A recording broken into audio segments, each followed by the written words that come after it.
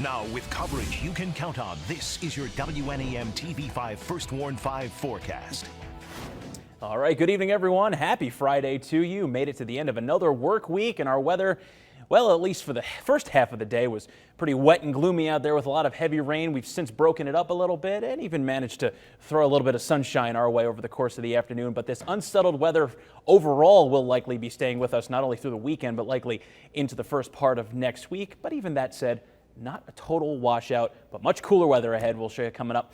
In the meantime, let's get you out to your First Warn 5 pinpoint Doppler radar this evening. And around the region, most of the wet weather has tapered off just to some very isolated, widely scattered showers across the region. You can see around the Tri-Cities were mostly dry at this point. Much of the southern extent of the I-75 corridor as well. But you're seeing plenty of little light green blips on the radar, so there may be a few stray sprinkles around. All of these generally pushing eastward over the course of the next couple of hours. You can even see in areas off to the north, right around West Branch. It looks like that's where most of the slightly heavier showers are confined to at this hour. These moving through much of Ogama and into Iosco counties, even northern Aranac County, seeing a couple of light showers at this point, but these will tend to diminish at least a little bit as we head through the latter half of the evening and then into the overnight.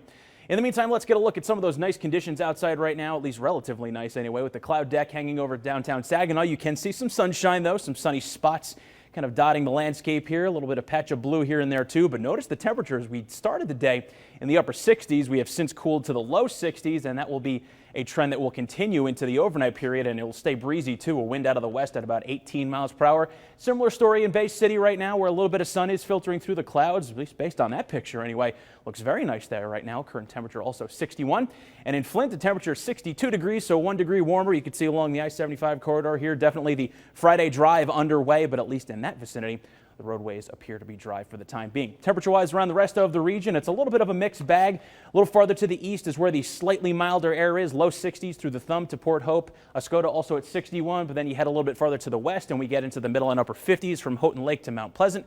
56 for you in Alma right now and 58 in Owasso at this hour. There's all that rain that pushed through in the first part of the morning time today. Then it broke up for that lighter showery activity that we saw for a good portion of the afternoon. And it's kind of a two-part system that we have here. We have the initial cold front that's already slid east of us. That brought in that little bit of a shot of the cooler air and at least started to work some of that drier air in.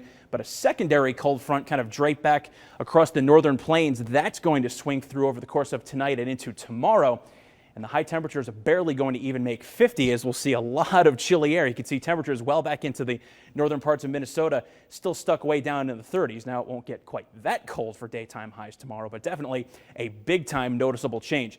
Into our First Warn 5 hour by hour forecast we go, and around 2 a.m. it looks like a little bit of a break in the action, but that spotty shower threat you can see really kind of stays with us not only into the first part of tomorrow, but well into Saturday afternoon. So any outdoor plans, A, you want to bundle up, but B, also don't let that rain gear get too far away from your hands there.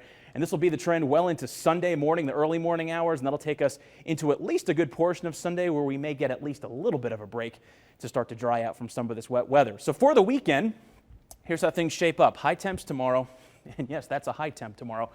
51 degrees, 53 on Sunday, so basically a repeat performance both days featuring that chance for a few showers. Coming up at 6 in the full 7-day forecast, we'll detail out what looks to be a little bit of an unsettled early part of the week, and these cool temperatures likely here to stay for at least the foreseeable future.